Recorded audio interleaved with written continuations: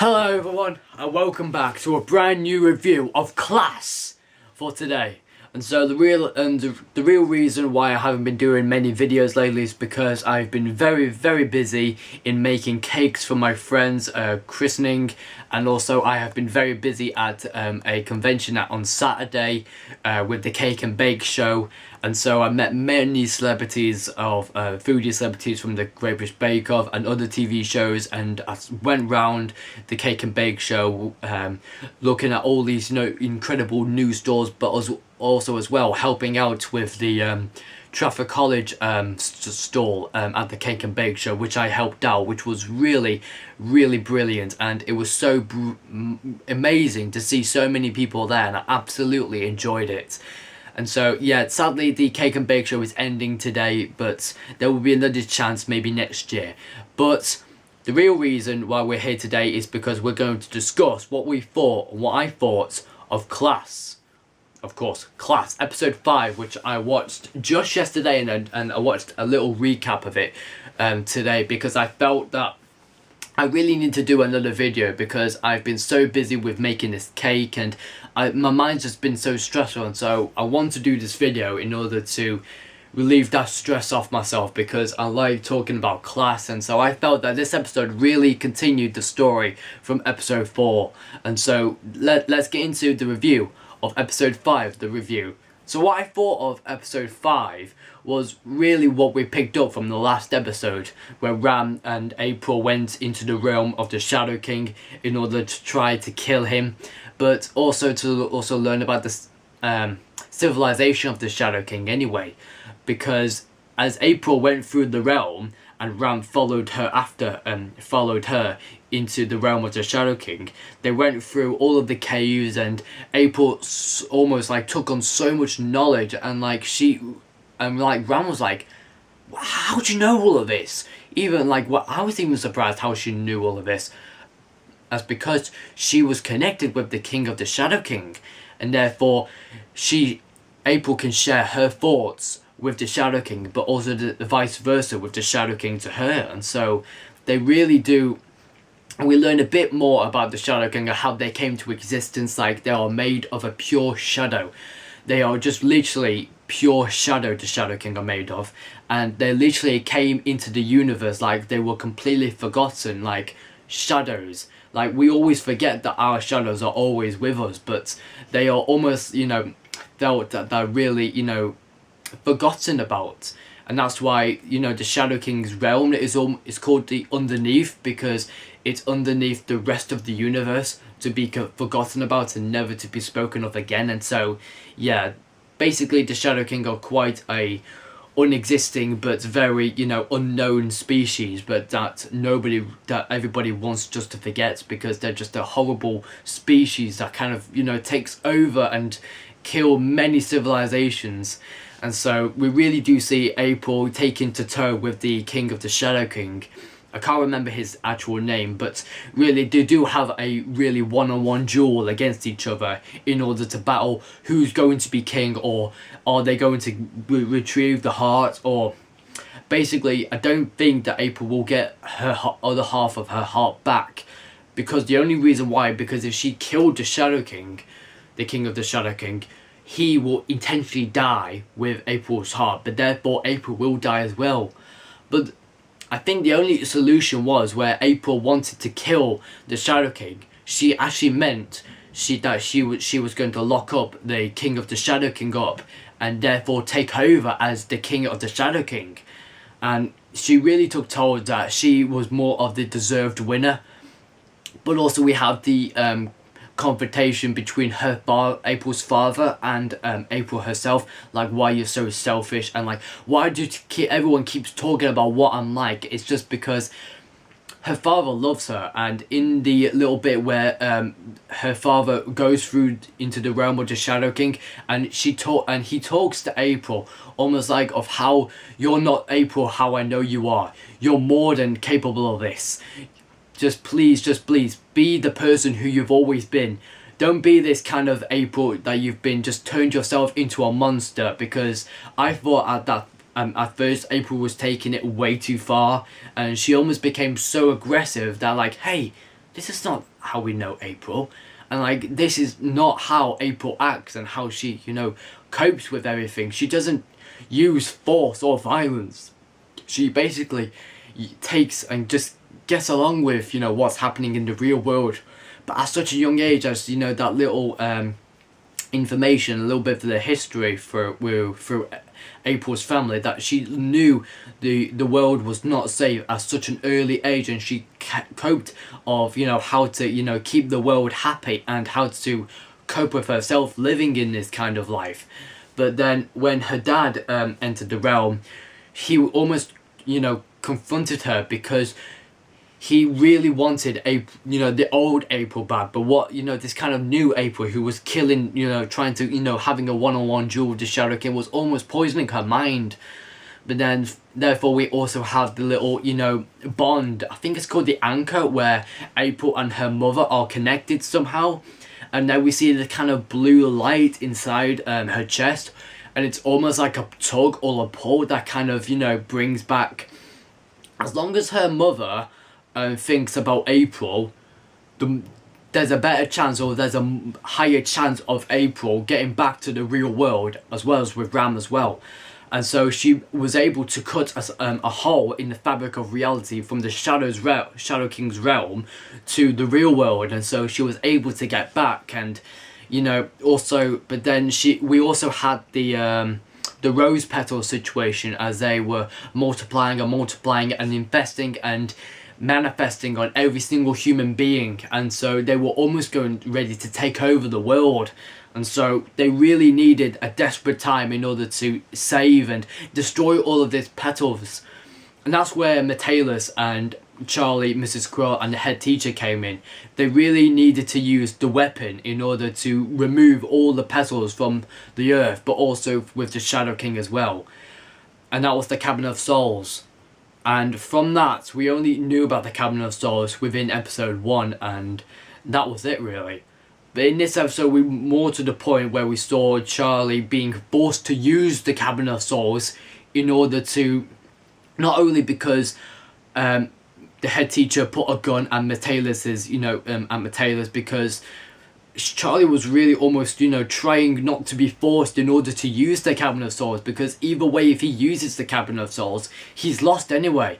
I mean, he loses all hope and all faith, and therefore he just completely melts to pieces, because every single Erodian that kind of, he had so much stewardship of being such a, you know, powerful and great leader of all Erodians, but if he uses the Cabinets of Souls, he basically loses all the past and even the tiniest little bit of future for the whole of the Erodians to live once again. And so she almost fell to pieces that if he uses it, he will be lost forever. But no, he has Metalis, which kind of makes him much more, you know, happier and much more, you know, sentimental. And yet, so he really comes back, and, you know, when they were having this big discussion of how to use the Cabinet of Souls, or like, Charlie, we really need you to use the Cabinet of Souls in order to destroy the rose petals, but also to destroy the Shadow King as well. And like, Mrs Quill was getting so furious at Charlie, even slapping him across the face.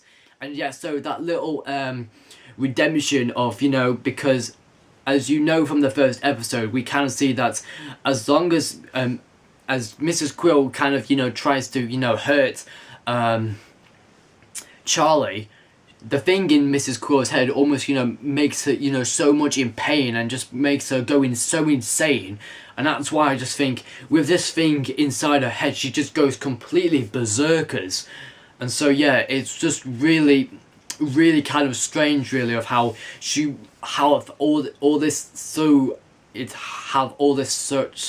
emotional distress of how the Cabinet of Souls can be used in order to kill the Shadow King, but because as you know, in episode 1, the Shadow King did kill Mrs Quill's people, but also all the Rhodians as well. And so Mrs Quill just literally begs Charlie to use the Cabinet of Souls in order to make him a great, you know, leader, also makes him to be a hero.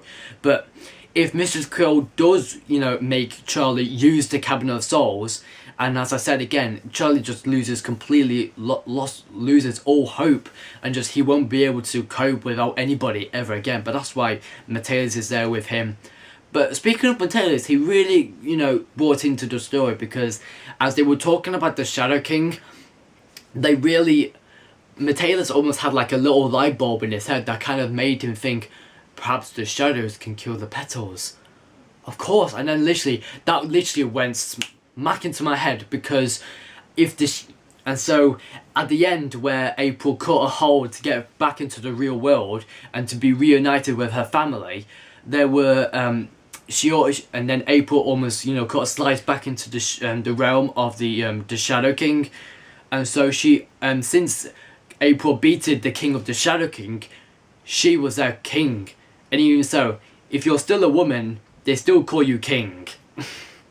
And so basically April commanded all of the Shadow King to come into the world and remove all of the petals. And even so, Charlie didn't need to use the Cabinet of Souls after all, because all was needed just to kill all the petals were just the shadows. And so, and just that is just how, you know, they came to their, you know, own solution, and therefore Charlie didn't need to use the Cabinet of Souls. But Mrs Quill was like begging her, like, use the Cabinet of Souls, use it for your own redemption. And so she really wanted so much, you know, redemption from the Shadow King for killing her people as well. But she was like completely in tears of how Charlie did not use it, because, and just she has all this emotional grief that she wants to get rid of, but it kind of still stays in her head, and she just really breaks down into pieces after that little scene where Charlie, you know, unactivates disactivates the Cabinet of Souls, though, like, you know, the kind of weapon to end all weapons. And so I thought that was kind of a really brilliant, great moment. And so we really do see Charlie, you know, getting quite capable of, you know, not yet to be forced into doing things that he doesn't want to do, because if he did use it, then he just loses all hope, as I said again. And yeah, again, we still learn about Mrs Quill that she doesn't usually rely on luck, faith or destiny to, you know, help her in her life. All she wants is just, you know, redemption for the people who have turned against her and who have, you know, completely killed her people. And so that's all she cares about, and she really has a thing for Charlie, and I know you've been lying all the time. And so there is kind of like a point where Charlie can go a bit too far when, like, he's really, you know, forced into doing something that he doesn't want to do. But at the end, we really do see how April gets used to having not getting used to not having her father around as much, because as long as her father is still with her, it's just that she cannot, you know, cope with her, because as from the past, as what her father has done to her, and how he became so selfish and leaving April behind and leaving her mother paralyzed and stuff like that. And so he really does go away for quite a while, and so he says goodbye at the ending, and so for now. But then I bet he will come back and, you know, help April out in like in the next few episodes or something like that. But he will return. He will. I hope he would return, because there's more to learn about April's relationship and also her way of life. I think everybody in the whole show really still have a point to prove on how their life matters than anybody else's life. And so they really do have more to go on, and that's why there's more episodes to come in that in the show. And so yeah, I think that really covers everything about episode 5. I have really enjoyed it.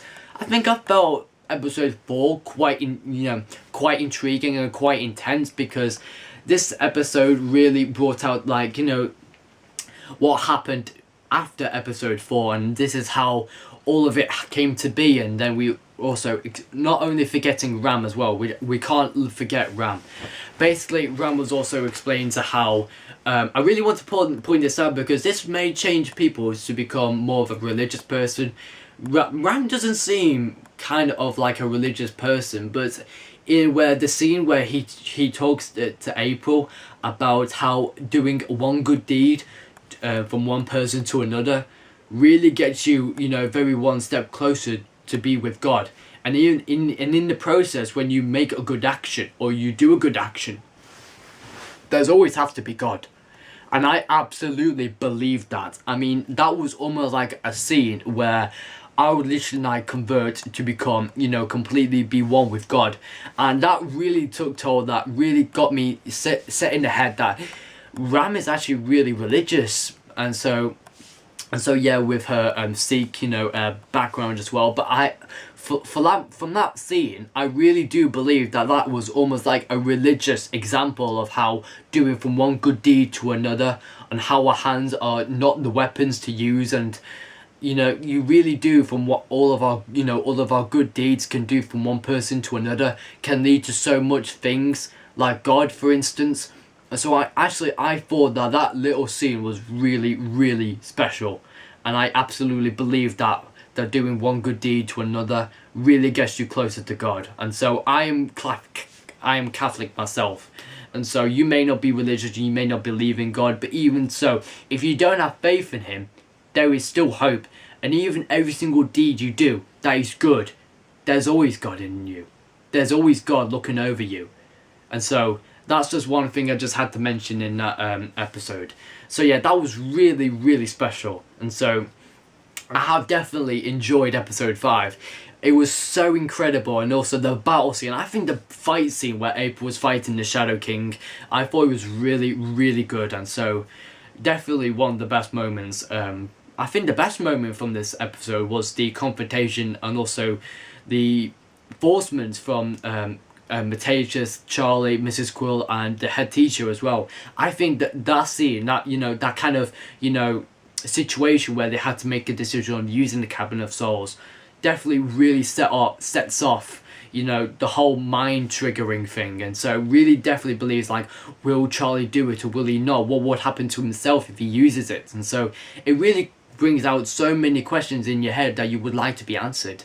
So yeah, it really does make that thing, you know, completely good, you know, inside you.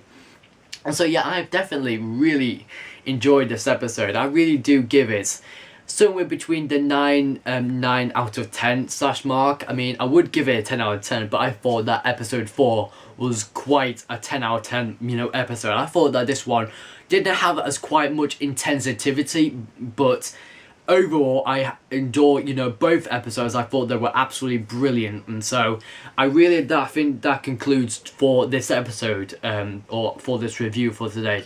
Now, if you have enjoyed this review, then please do give a like to this episode, give a like to this review, but also please do subscribe, because I only have about 13, but it doesn't matter how many subscribers are it doesn't matter on how many subscribers I really want.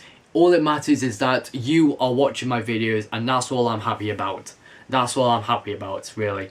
And so guys, I hope you have enjoyed class this week, and I will see you guys for the Power of the Daleks review. We really do need to do that review, but we will hopefully do it next week. I will guarantee that we will do it. Don't know when it will be, but I will highlight bits on what I thought of the animation and what I thought of the overall story as well. And so we will do a Power of the Daleks review, but I'm so glad and so happy to do another class review. Anyway, I hope you have enjoyed this review, and I will see you guys very soon. Enjoy the rest of your day. See you soon.